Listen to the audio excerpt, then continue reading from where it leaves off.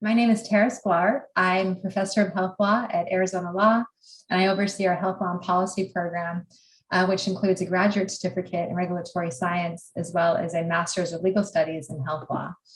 And what's really special about today's webinar is many of you who are on the call are in our program, and also the moderator of today's session is Kelsey Crosby, who is a recent alumna of the program, and now is working over at Roche here in Tucson, Arizona. So, and part of what got us thinking about doing a whole workshop on professional development and regulatory science was a bit inspired by Kelsey. She asked a lot of questions as she was entering the program to make sure, am I studying the right thing? This is what employers are looking for. And at the same time that I was receiving these questions from Kelsey and other students, I would hear from Roche and other employers that we are hiring very quickly. We have postings we need to fill. Who do you know? What do they know? How do we get started? So there was a big gap with students wanting to make sure that they're studying the right thing that employers want, and employers really interested in getting great employees. So with that, we launched this series, and we'll include for you in a follow-up email some of the other webinars we've done. The first one that we did in August was on medical device development, specifically looking at business planning and fundraising. We did with the Arizona Bioindustry Association and the International Society for Cardiovascular Translational Research. Today's session is all about career paths. It's going to be wonderful to hear from Kelsey and her experience, along with Josh Gilson and Sharif Morgan, and how they began their work at Roche, and how they're also interested in attracting new and great talent. And then our last webinar in this series is on advancing DEI in healthcare leadership. And we're doing that in collaboration with the Drug Information Association and the College of Medicine Tucson and the Arizona Telemedicine Program. And that will be on November 16th at noon Arizona time. So that will be another great one for you all to attend, and we'll finish up our series. So with that, I'd like to introduce Kelsey. As I mentioned, she is a recent alumna of not only the regulatory science certificate, but also the Master's of Legal Studies in Health Law. Right now, she's working as a clinical science program specialist at Roche where she manages some clinical testing and lab service projects. She has over 5 years of clinical healthcare experience. And talk about alumna of U of A. She did her undergrad at the College of Education. She has a master's in healthcare management from Eller, now also a master's of legal studies from our law school. So I'm so delighted that Kelsey organized this whole session, and it will be moderating it. And I'll just do one final housekeeping note. We have disabled chat, but we really encourage you to use Q&A throughout the session, and submit questions or comments. We'd be delighted to hear them. So with that, I will turn it over to Kelsey. Thank you, Tara. I appreciate it. So my name is Kelsey Crosby, and as Tara mentioned, I currently work at Roche here in Tucson. I'm a remote worker, but I am located in Tucson, Arizona. And I work on the clinical sciences team as a program specialist, where we do basically a lot of project management work with our outside pharma partners. And as Tara mentioned, I recently graduated the MLS degree program in the health law and policy, and earned my regulatory science graduate certificate. And I chose to enroll in these programs because ultimately I'm genuinely interested in the regulatory side of healthcare, and I'm passionate about development and innovations in diagnostics and biologics. So I think that this program specifically is really neat, and it's a great opportunity to learn hands-on experience that you can use to really hit the ground running. For example, during my time in the MLS programs, I gained a wealth of knowledge and experience that I've been able to apply directly to my work with clinical trials at Roche. I even had the opportunity to course assist for Professor Marco Scheido in his Law 577A course, which is development and innovation in biologics, devices, and diagnostics, which is really benefiting me professionally. I really look forward to continuing my work in the biopharmaceutical sector, and I hope to continue to grow and move up at Roche because it's a really great company. I'm excited to moderate this webinar and introduce you to our talented panelists. So both of our panelists work at Roche. Our first panelist is Josh Gilson, ESQ Director and Senior Corporate Counsel at Roche. Our second panelist is Dr. Sharif Morgan. He's a biomarker manager at Roche as well. So I will go ahead and I will have each of our panelists provide a brief introduction of themselves and their current positions. Josh, let's go ahead and have you begin. Absolutely. Thanks, Kelsey. So I'm Josh Gilson. I'm a lawyer at Roche Diagnostics. I've been here for about 5 years, and I focus primarily on personalized healthcare collaborations. And so Roche, and that's what Kelsey does in part as well, and Sharif also. But Roche has a very large personalized healthcare program. We call it our Personalized Healthcare Solutions business, or our companion diagnostics business, where we develop diagnostics in support of third-party pharmaceutical companies' therapeutics. So I'll hand it over to Sharif. Hi, everyone. Thank you for including me today. My name is Sharif Morgan. I am a clinical sciences program manager, also in the personalized healthcare solutions business, specifically in a group called Pharma Services, where, as Kelsey mentioned briefly, we have contracts with pharmaceutical companies where we're performing clinical testing for their projects, for their clinical trials. I've been with Roche for about 6 years now, and it's always a fast-paced, growing environment, and we have lots of activities. A lot of it actually involves regulatory, science as we're testing for clinical samples and clinical trials. Understanding the regulatory landscape, both in the US and outside of the US, is always a challenging and exciting field. Excellent. Now let's have each panelist explain your educational backgrounds and why you chose to decide to join Roche as a company. Josh, if you want to begin. Yeah, absolutely. So I went to undergrad at the University of Illinois.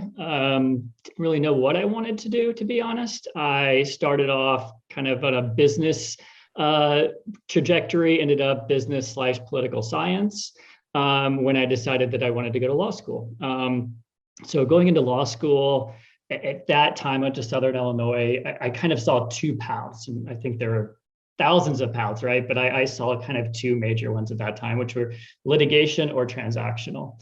And I really liked the collaborative nature of transactional, of negotiating, of doing deals, versus what I thought and now have experienced is the adversarial nature of litigation oftentimes.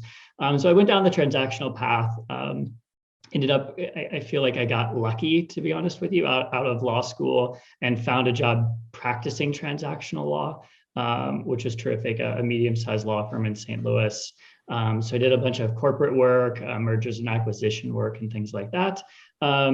Ended up taking a leap to go into a startup role, which was a phenomenal learning opportunity for me. It unfortunately didn't work out as a company, but I would say that those 9 to 10 months were probably some of the most saturated learning I've ever had. And then I ended up at Ascension, which is the largest nonprofit health system in the US, and ultimately became general counsel of their supply chain organization. So Ascension's a phenomenal organization as well, and I had the opportunity to negotiate across the table from a number of companies, one of them being Roche. And so I'd established some good relationships at Roche in those negotiations and ended up coming across the table to work for Roche about almost 5.5 years ago now. That's awesome. Sharif, would you mind answering the same question, just perhaps your educational background and how and why you decided to join Roche? Sure. I actually started on a path very different than where I am today. So I actually started as an undergraduate at the University of Arizona as a molecular and cellular biology undergrad. After that, I did some research and decided to focus more on science, hardcore science, basically focused on cancer biology in my graduate degree.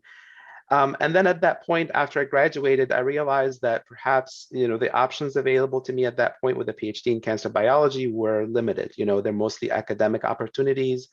I wasn't really sure that I wanted to stick with that career path. So I, had to figure out what I wanted to do. And I knew I had a lot of skills that can be translated into different fields, but even though I possess those skills in the market, maybe they weren't viewed as actual professional experience. So I actually felt like I had to reinvent myself, basically. So I pursued a postdoctoral training, which is kind of traditional. Although the only thing that's different here is that it was a non-traditional postdoc. I really focused on new areas of research that I was not exposed to in graduate school. I focused on clinical research, translational research.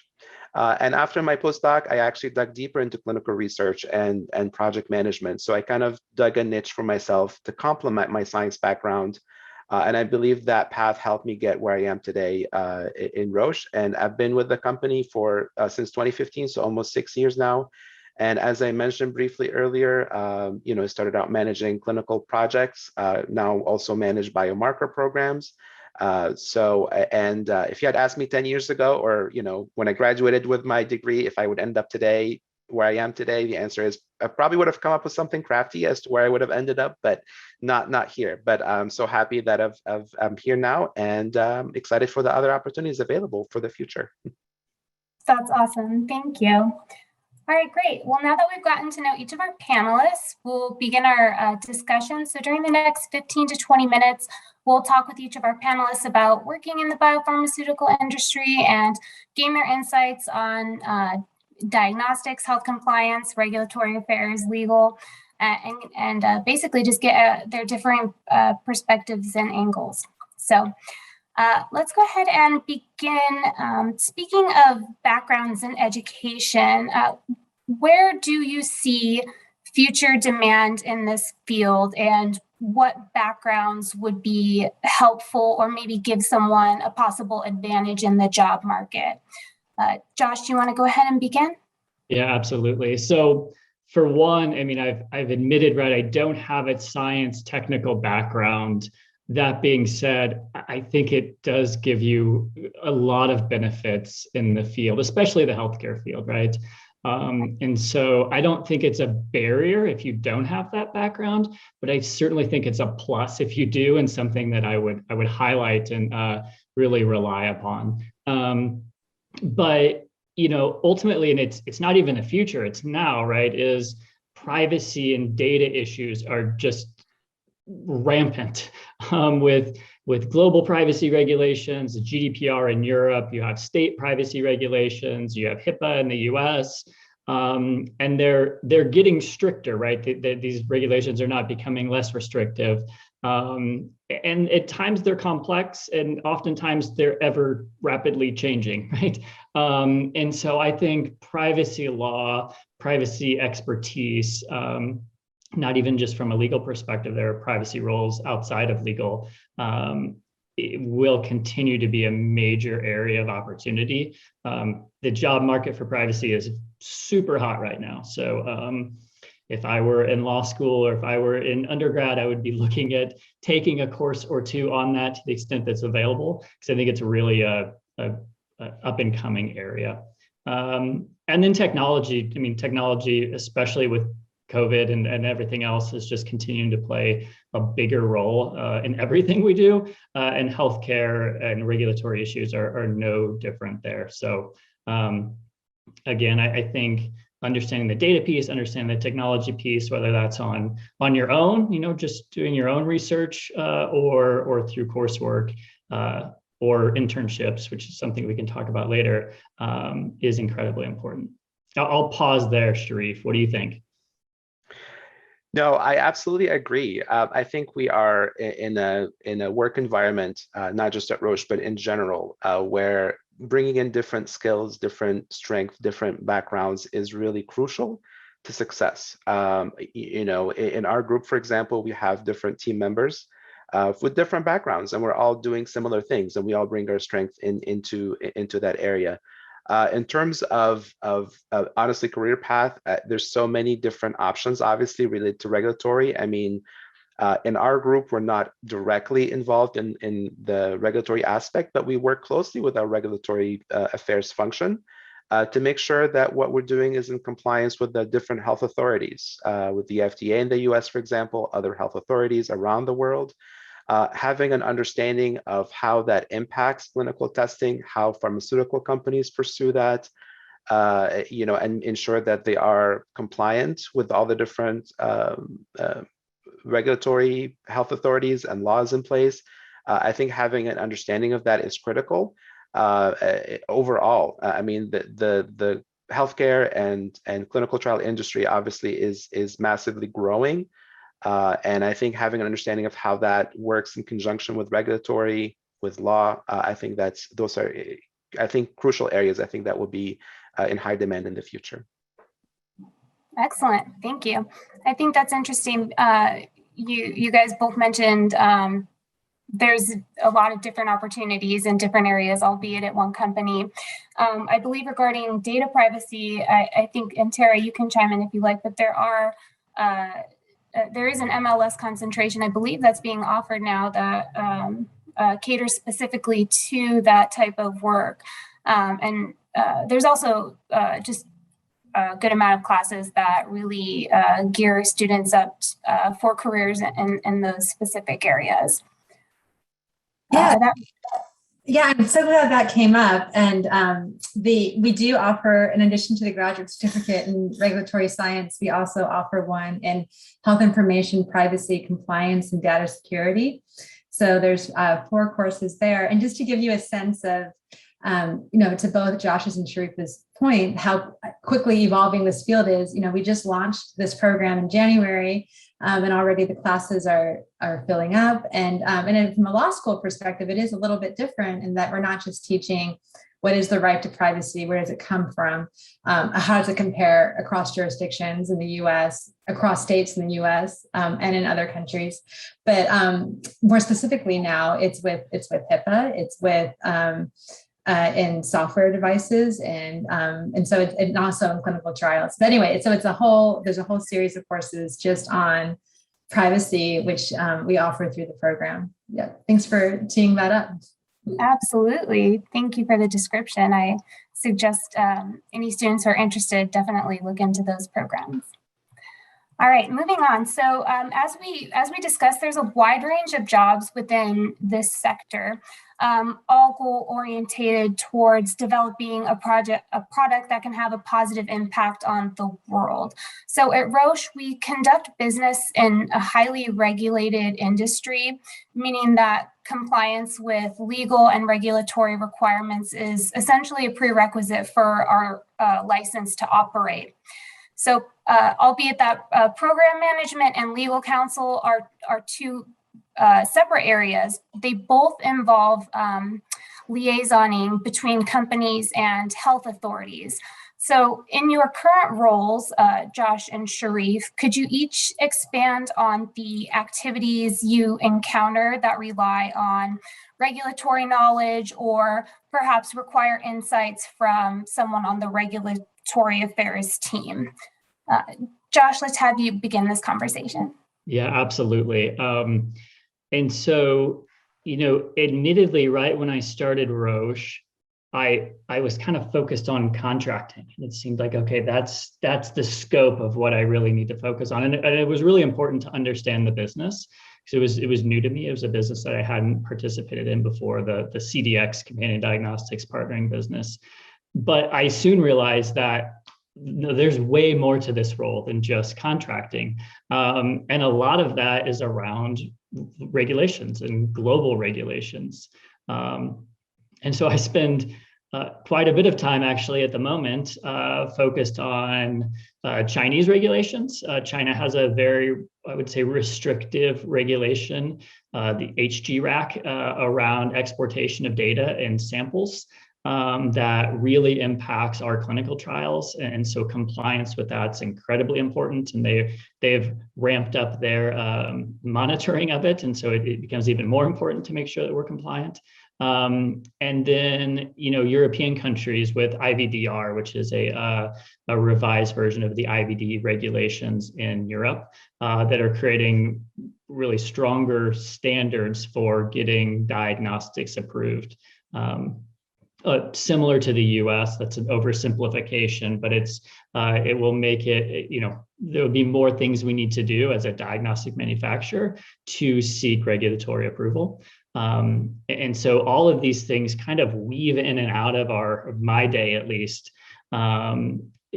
seemingly naturally now that, we're constantly collaborating with our regulatory colleagues and those of our third-party pharmaceutical collaborators as well. And so it's there's a lot of regulatory, a lot of healthcare law day-to-day activities that I'm involved in.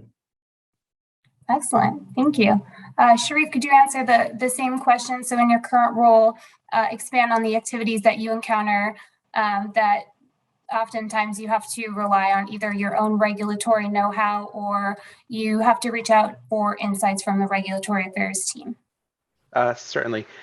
So as I mentioned, the core of what the work that our team does is manage testing projects for different clinical trials. So a lot of the, for each of those trials or each of those projects, the clinical trial would have to be approved in the region that's recruiting patients. So we have a lot of trials, obviously, that are being conducted in the US, and to do so, we would have to ensure that the FDA has reviewed both the clinical trial design and approve of it, as well as where the piece that we come in is using the assay or, a device essentially in potentially identifying some patients who express, certain level of proteins that are of interest to the pharma partner, our pharmaceutical company, or pharmaceutical company that we work with. So, the FDA has different regulations, again, that's just for the US, on how, what is required to make sure that's documented about the device that's being used to select patients, because obviously there's a risk to the patients that is introduced. And so we work with our regulatory colleagues to put together those documents for the FDA to make sure the FDA is aware of or reviewed the clinical trial design, understand how the use of the device introduces risks to the patient, and whether we have supporting information basically to justify those risks. That's in the US. I think, that model in the US, as we've had a lot of experience with that. But of course, we still depend on our regulatory colleagues and regulatory affairs group to help us with those documentation and with that communication with the health authorities like the FDA. In other parts of the world, it's very different from country to country. A lot of the different countries have very specific requirements that are more stringent or more relaxed than the US. So, and as was mentioned earlier, those regulations change, depending on the scenario, depending on the clinical trial design. There's a lot of nuances, a lot of caveats that we really heavily depend on our regulatory colleagues to help us understanding, how we approach the submission or how we help the pharma partner approach the submission to get approval for the clinical trial, but specifically for using the assay or using the device in that trial in that country. Excellent, thank you. So considering how regulatory communications and actions may impact future legal liability to patients and or hospitals, how important is it for members of both the legal team and the business teams to be aware of regulatory frameworks like best practices, privacy matters, or compliance with, as you both mentioned, US and global data protection laws? Josh, do you want to go ahead and start us off on that? Yeah, I mean, it's incredibly important. And I think, as I was listening to Sharif talk, I was realizing that there's so many of us that aren't in purely regulatory roles, but have a strong need to understand the regulatory framework. So we may not be the experts per se on it, but we need to have, I don't know, a 30,000 foot view or maybe even a 10,000 foot view, right, of what's going on. And especially know when to reach out to our regulatory colleagues, for example, or our compliance colleagues or our privacy colleagues. And it's that issue spotting and then awareness. And it comes with time, it comes with practice, comes with experience, it comes with missing things, unfortunately, sometimes. But that I think that awareness is incredibly important. And so the more, for someone looking to go into a career in healthcare and regulatory sciences specifically, the more you can bring in of just that high level awareness of those issues, that will, I think, help you start issue spotting, which in an organization as large as Roche, for example, with 100,000 employees, I regularly say there's unlikely that there's an issue that one of those employees hasn't thought of and resolved before. And so it's creating those relationships and understanding when to reach out. But if you can't spot the issues, you don't know when to reach out. So I think it's incredibly important to have that regulatory awareness. I agree. I think that's a great point you brought up. Sharif, how about you from a program or project management perspective? How important is it for members of your team to have some kind of know-how as far as best practices, privacy matters, and compliance with data protection laws and regulatory aspects go? Yeah, no, I agree that having a high level understanding of the landscape or the framework, I think, is absolutely critical. Although for a lot of the very specific questions that may come up, definitely defer to the expert for those types of questions, of course, right? So, and I've had discussions with Josh about, privacy concerns or things that have come up and how we address that and to ensure that we're compliant and to ensure that we're documenting things appropriately. So having that understanding, being able to at least know whether something is how we approach it, I think it's good, because in a large company or in a large organization, it's critical to know who to reach out to, right? And understanding, is it a legal issue? Is it a contractual issue? Is it a privacy issue? And knowing how to reach out to the right team members is crucial. So having an understanding of the overall framework, as well as the different functions and how they interact with the different regulations and the different laws or processes in place is absolutely critical. Even in a group as project management, because we oversee all the different details in a project. So having a good understanding of that, I think, helps in the end. Absolutely. And although a lot of this does come from practice and trial and error by learning on the job, I think having, as you've both mentioned, a basic or a high level understanding of this will give you the ability to at least know who to ask for help and when to ask for help. So I think that's really good information. So speaking of regulations, have regulations ever created challenges to any of your projects? And if so, what did you do? Josh, do you want to answer that question? Yeah, I'm trying to think of a project where regulations didn't create challenges. Healthcare and what we do is so heavily regulated that it comes into play in everything. I would say one of the biggest challenges we experience is we work with, in our personalized healthcare business, quite a number of different pharmaceutical companies, and regulations can be interpreted different ways by different parties. And so I would say some of the bigger challenges I've had is when we have disparate interpretations between us and our collaborator on a particular regulation. We take a very collaborative approach to those situations, as our collaborators do as well. And so we've always been able to work them out. But it's the compounding effect of, we're trying to move really quickly, right? What we're doing is incredibly important. We're supporting clinical trials that are ultimately, hopefully will help patients. And so time is always of the essence. And any road bumps, right, or speed bumps with regulations or anything like that has the opportunity to create delays. And so it seems like we're running very quickly most of the time and trying to work through these things. But that's where I see some of the biggest challenges. And also, on a somewhat related note, because regulations have been changing so rapidly, we have to pivot pretty quickly in a number of different areas, and sometimes change the way that we deliver our model. So, right. Yeah, being flexible is important, especially Absolutely. in this ever-evolving market. How about you, Sharif? Do you have an example of a time that regulations created a challenge to executing a project? And if so, what did you do?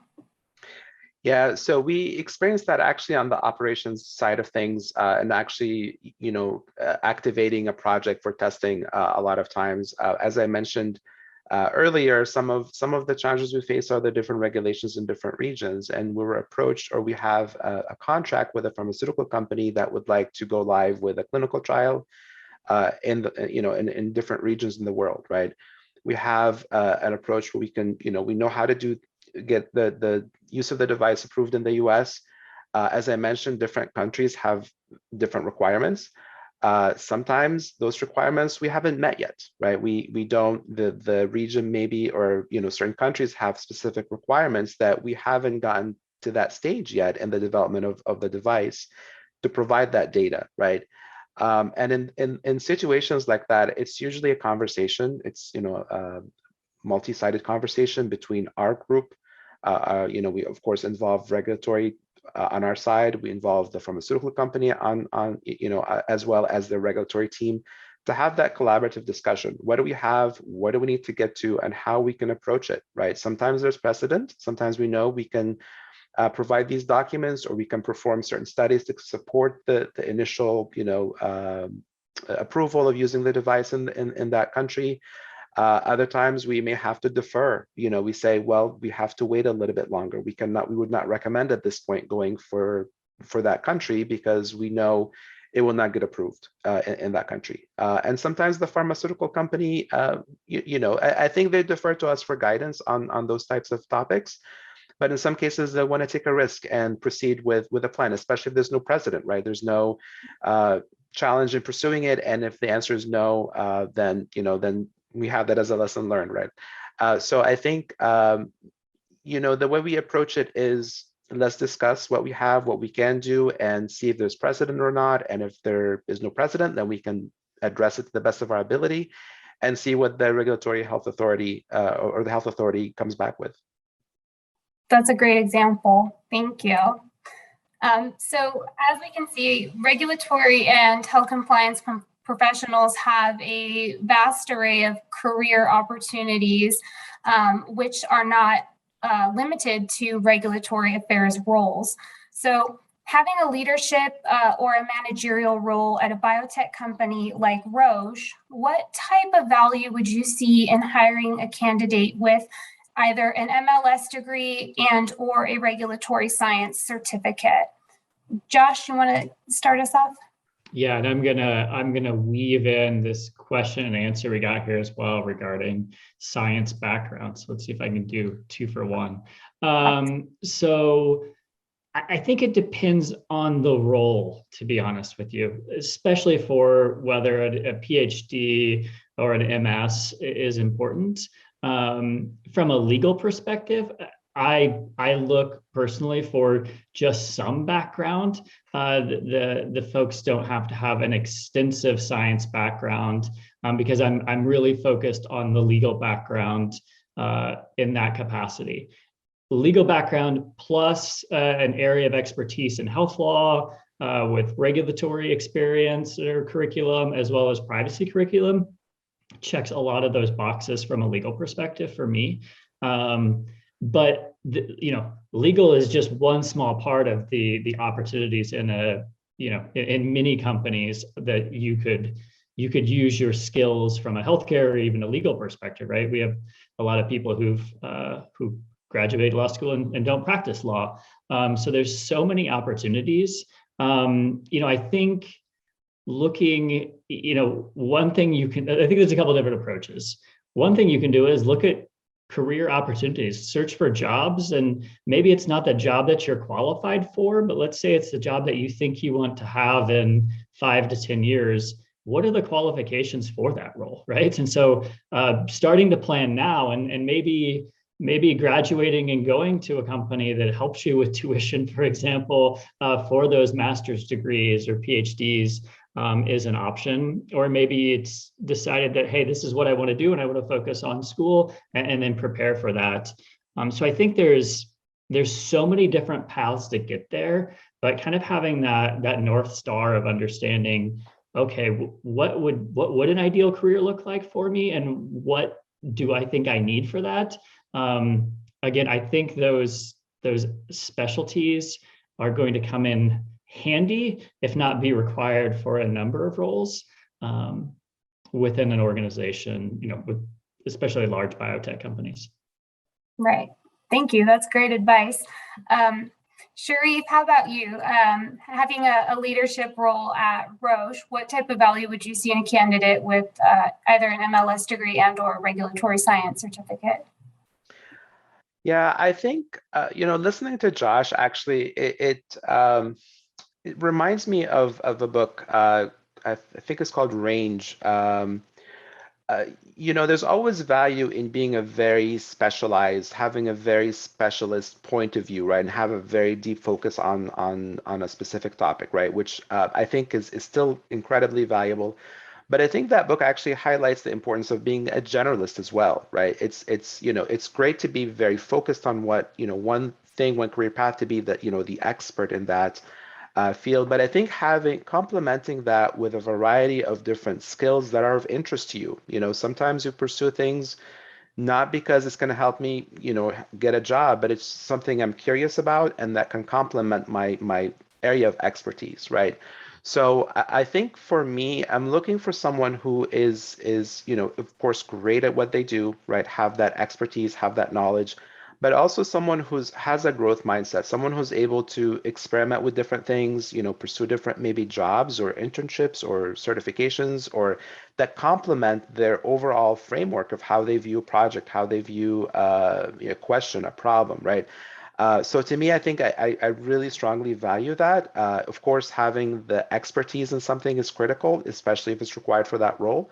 But also look for someone who is interested in, or has at least expressed and acted on their interest in a variety of things, that whether they complement their career path or not, honestly.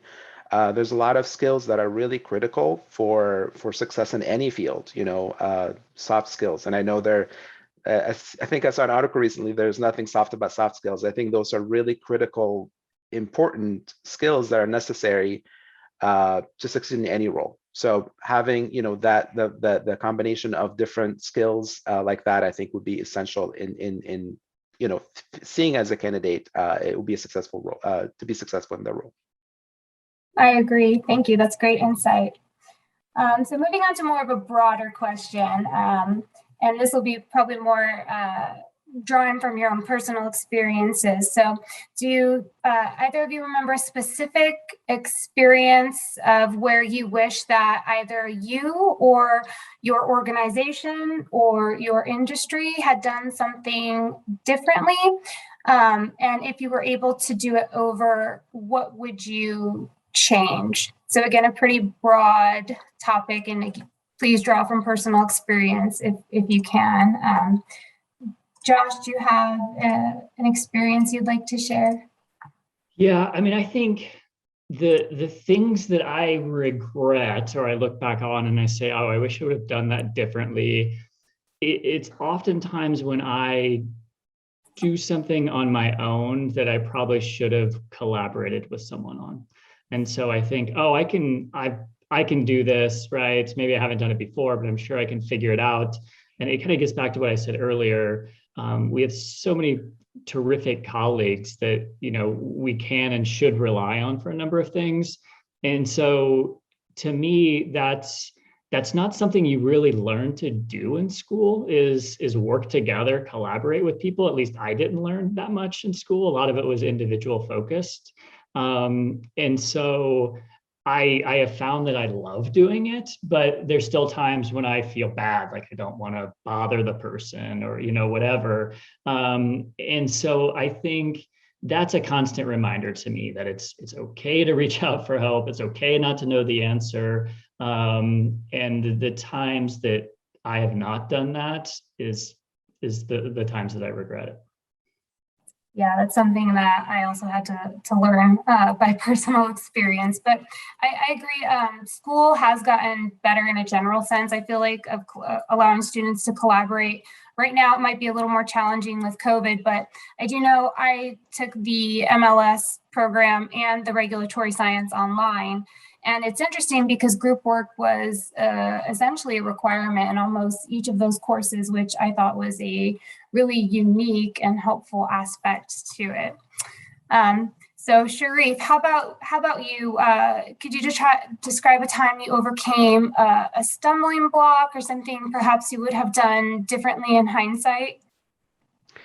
Yeah, I think in terms of stumbling block, I think I actually was the biggest stumbling block in my career actually was trying to reinvent myself after I obtained my PhD and kind of take that path of, okay, what am I interested in? How can I get there, right? And it's not necessarily I kind of alluded to that. It's not that I had a clear plan of exactly where I would end up 10 years from now. It's really pursuing my interests, and when something clicks, I stick with it and see where I can go deeper, right? Having that curiosity, I think, I think helped me personally in my career, kind of pursue what I'm interested in, kind of be curious about learning things and approaching different, areas to learn about them. Um, and sometimes that's scary, right? Because sometimes you want to know what the end goal is before you do that. I think it's quote Martin Luther King Jr. I believe said that something to the effect that sometimes you just have to take the next step. You don't have to see the full staircase, right? To take that first step. Sometimes you just have to take that first step and see where it takes you next, right? And I think it takes some courage to pursue that without having a clear, exactly end goal in mind. I think as long as you're enjoying the work that I did, or that as long as I enjoyed what I did and continued to learn and grow, I think that's the biggest thing that I would take away from that. One thing that I perhaps did in the past, which was probably a mistake per se, is to be too safe. Sometimes I was hesitant. Do I take that first step or not? Because I don't know where that staircase leads to. So sometimes I think, especially nowadays there's so many different career opportunities. I would say take that first step in a direction that you're interested in and see where it goes. I think that's one. The second thing that I also wish I was better about was networking. I see the incredible value of networking, and it's helped me tremendously to where I am today. I would say in every career or every job that I've taken, my network has helped me in some degree, pursue that or land there. And a lot of times networking gets a bad reputation, right? I'm not referring to the networking events where, people walking around handing business cards, even though I'm not really sure if people still have business cards or not. I'm not talking about that kind of networking. Sorry, Kelsey, I see you're confused. Business cards, they're these things. No, I'm just kidding. I think networking to me is being someone who is keeping up with people they know, whether whether they benefit you or not, or whether you feel like, okay, I think having that ability to know who is your network is, previous employers, previous colleagues, peers, professors. I think having that is super critical. And honestly, I view networking as offering value to people that I know or network with. So I think to me that is the value of networking, and you never know when you're going to need that. And I think if I were better about the maintaining relationships with network, I think that's something that I'm working on at the moment, and that's something I would encourage everyone to kind of think about is to maintain network and to grow their network. I agree, especially in our everly growing. I would say I don't want to say disconnected, but heavily relying on remote life. Well, I think that networking is extremely important. And also, just like you said, getting to know your professors. A lot of times they'll give you a letter of recommendation, and that might just give you that edge that you need to, stand out to potential employers.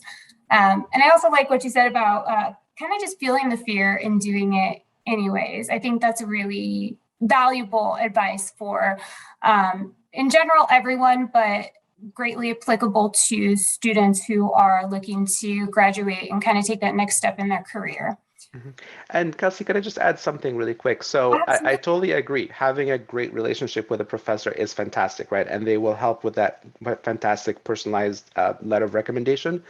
But having been, graduated from school a while ago, I actually maintain some relationships with my previous professors, grad school advisors, and mentors, and I'm actually helping them with certain things. So I think it's a two-way relationship. It's not just Absolutely. you helping or them helping you. It's actually kind of creating that relationship, and then 10, 20 years from that point, you may actually be a resource for them. So Right. it's Full thinking about circle. it in the long term. I agree. That's great. I think that's really neat. Hopefully one day. All right. So let's see. How about what would you what's one piece, and I know you guys kind of each alluded to this in your answers, but what's one piece of practical advice you would give to someone starting out or looking for a career? What has helped you get to where you are? Basically, what advice would you have for others who want to set off in a similar direction? Josh? Yes. So I've kind of built my career on negotiating. So my favorite class in law school, I really took to it. Not the kind of gimmicky, I'll go high, you go low, we meet in the middle, kind of negotiating, but really the ability to understand what the other side wants and to solve problems collaboratively in favor of our company to the extent we can, but ultimately, or the client when I was at a law firm, but ultimately in a mutually beneficial way. And so I took to that skill, and then that skill has kind of carried me through to new opportunities, right? So the opportunity may be new, but I could always rely on kind of that comfort zone, if you will, of oh no, I've got this. This feels really comfortable to me, even though it's a completely different negotiation. It's the same. And so I tell every law student that I've ever interviewed, learn who you are as a negotiator, practice it, get comfortable with it. To me, and it's been the most important thing. And not everyone negotiates the same, and not every negotiation is the same, and you have to show up differently at times. But getting comfortable with who you are as a negotiator, I think, is incredibly valuable. And so that's the biggest piece of advice that I could give anyone starting off. And it's not just lawyers. I think everyone needs to negotiate. Sharif negotiates with me all the time. So I was going to mention that. I think that's a overall helpful tool in life is negotiating. And I think that is critical, learning what type of negotiator you are. So thank you. I appreciate that. Sharif, how about you? Any practical advice you would give to someone starting out who may want to set off in a similar direction as yourself? Yeah, I would say being growth-minded. And I know this is not very actionable. This isn't something that you just, check off on a Saturday afternoon to be growth-minded. But I think having that approach in anything you pursue, right? Whether that's school, classes, a job, just knowing what you can learn, how you can grow, developing those really critical skills, in addition to obviously being growth-minded in your area of expertise or area of focus.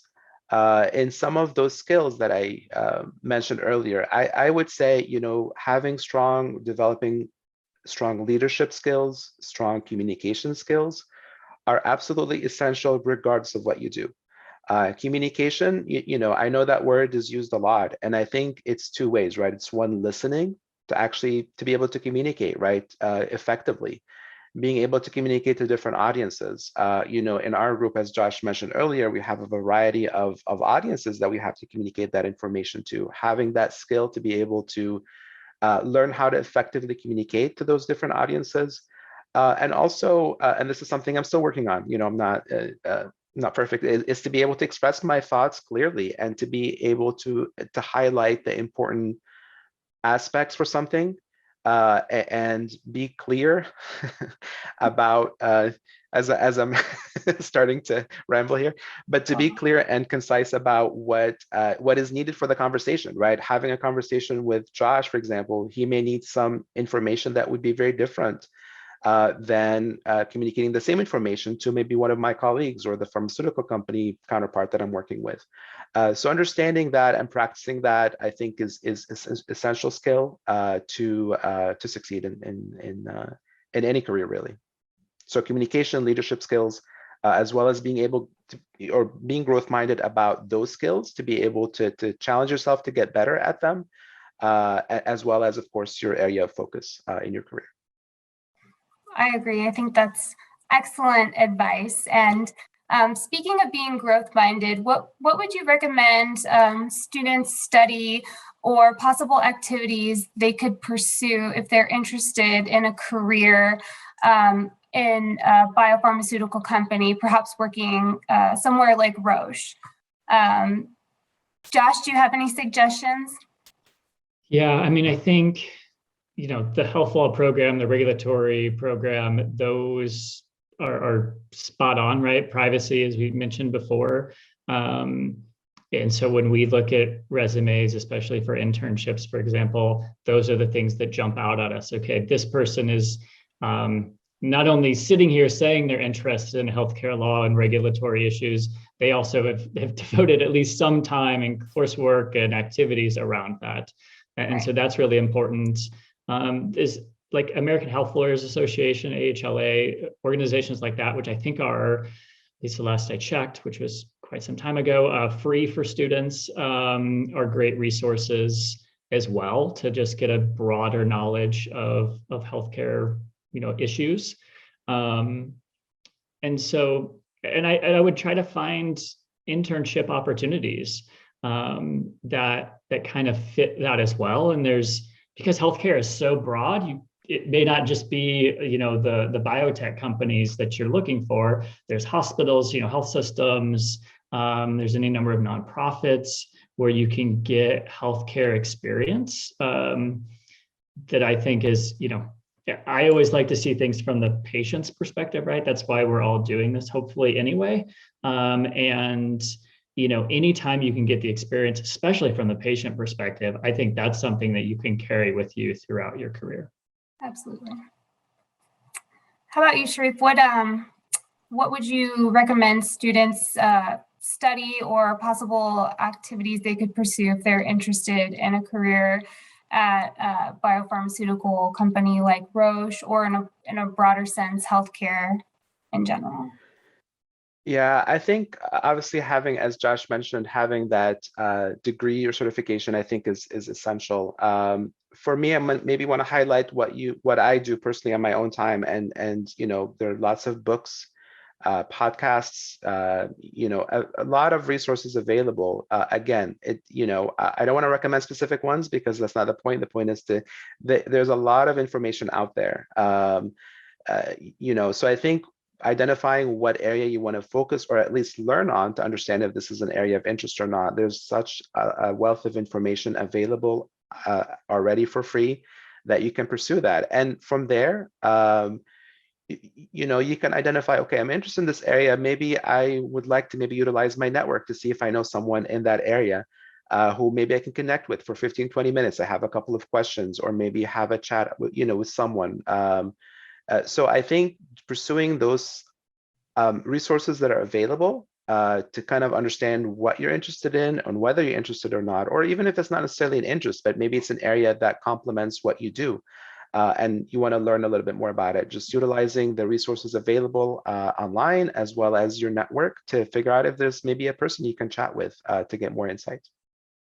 I agree. That's very valuable. Thank you. So we do have a few minutes left.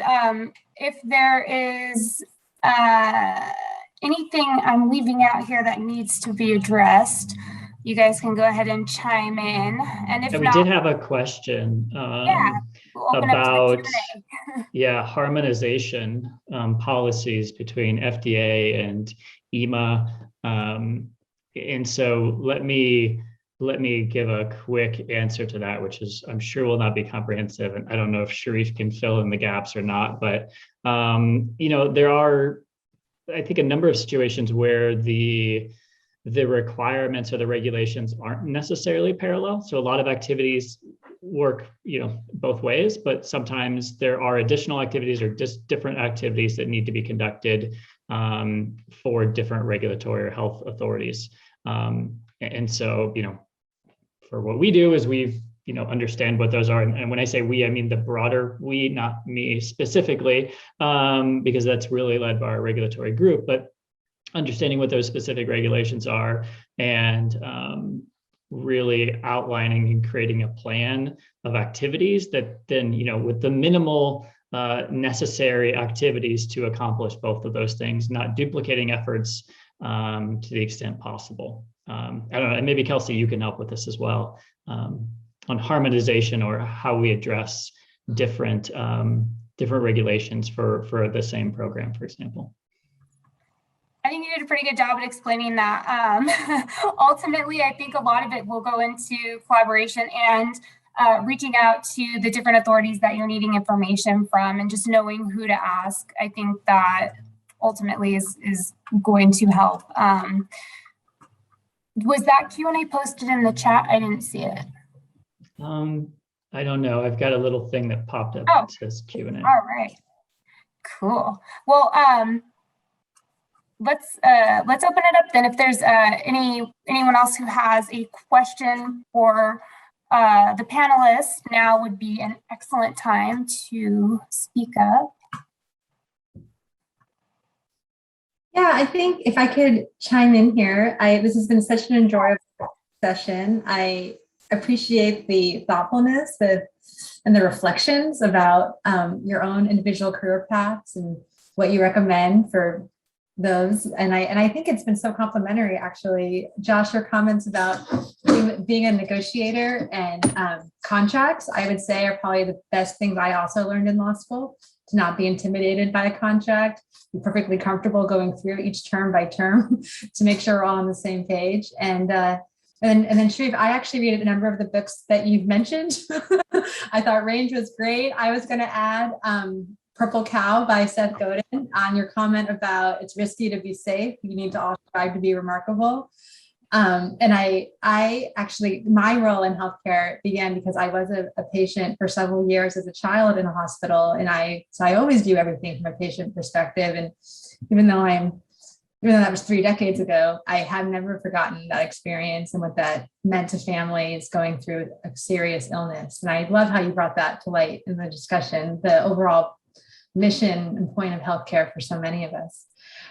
So I just think this has been wonderful. At the very beginning of our chat, both of you kindly offered about ways to connect with folks. And if you don't mind, we would share your contact information with those who are on the call. And if you just want to speak to ways that folks could connect with you after today, that would be great. Yeah, absolutely. So feel free to share my email address, and that's probably the most efficient way to reach out. And then I would encourage you to look for opportunities, especially, depending on where you are in your career, college career, internship opportunities, or even career opportunities. There's a lot of biotech companies, including ours, that are constantly hiring. And so, I would, kind of echoing, I think, something Sharif had said as well, is you never know where you end up, right? And so maybe an opportunity doesn't seem exactly right, but that may be the opportunity that leads to the thing that is right. And so I would keep an open mind, again, echoing what Sharif said, on some of those opportunities.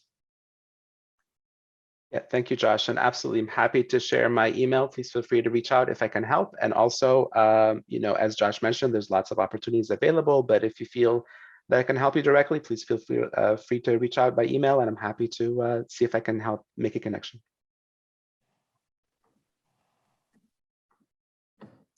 Oh, there's actually one more Q&A before we go. Do you see that in your function, Kelsey?